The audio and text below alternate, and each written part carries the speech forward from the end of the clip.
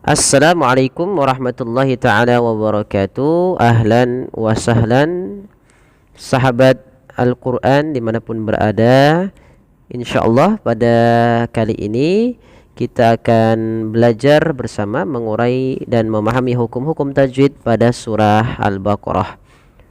Semoga dapat membantu sahabat sekalian dalam belajar Al-Quran dan membacanya lebih baik. Baik, kita akan mulai dengan membaca isti'adzah kemudian basmalah ya. A'udzu billahi minasy syaithanir rajim. Bismillahirrahmanirrahim.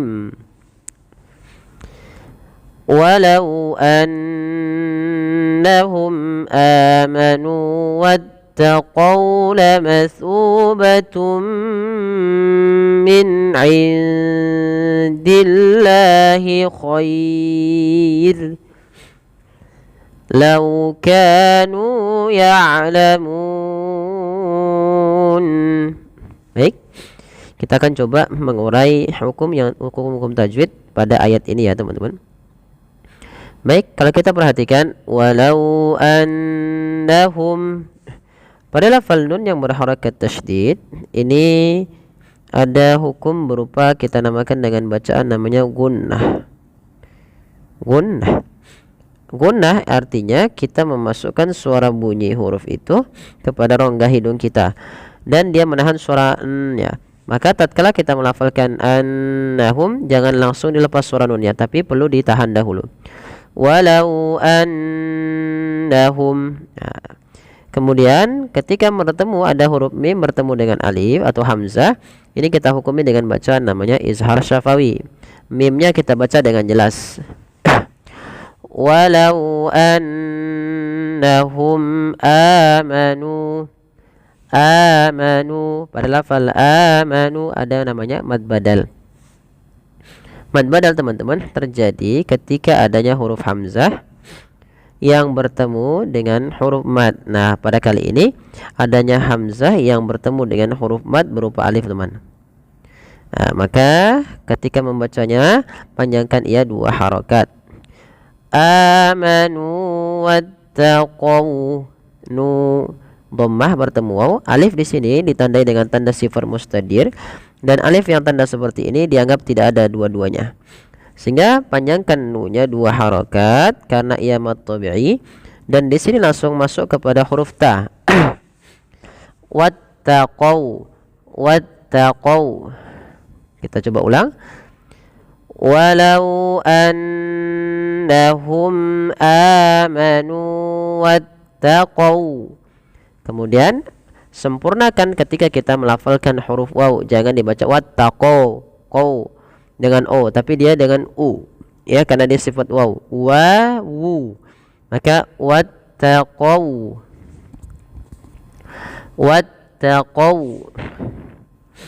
Kemudian kita lihat pada kata setelahnya, lamatsubatum min indillah. Lamatsu, hati-hati di dalam melafalkan huruf sa, tidak boleh kita mengganti jadi huruf sin. Terdengar bunyinya lamasu dengan s, padahal di sini bukan s yaitu sa. Maka tidak boleh diganti ya teman-teman. Tapi dia tetap, kalau dalam bahasa kita mungkin agak lebih mudah, itu kayak ts gitu ya. Sa ya, bukan sa, bukan. Tapi dia sa. Maka panjangkan su sepanjang dua harakat karena ia mad tabi'i. Lamatsu, seperti itu. Kemudian lamatsubatum min indillah. Masukkan ketika melafalkan lamatsubatun, ini masukkan kepada huruf mim.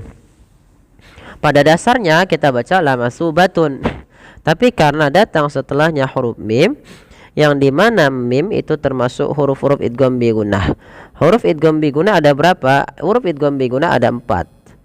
Ada 4 huruf. Salah satunya apa? Salah satunya adalah huruf mim, yaitu kita uraikan mim, waw, nun dan ya. Ini huruf-huruf idgham bigunah atau disingkat menjadi yanmu. Ya, nun, mim, waw. Maka ketika ada huruf idgham bigunah datang setelah huruf yang berharokat tanwin an, in, un, atau sebelumnya huruf nun sukun, maka masukkan kepada huruf mim dan kemudian ditahan dengan gunnah. Lamatsubatum, sepanjang 2 harokat baru dilepaskan.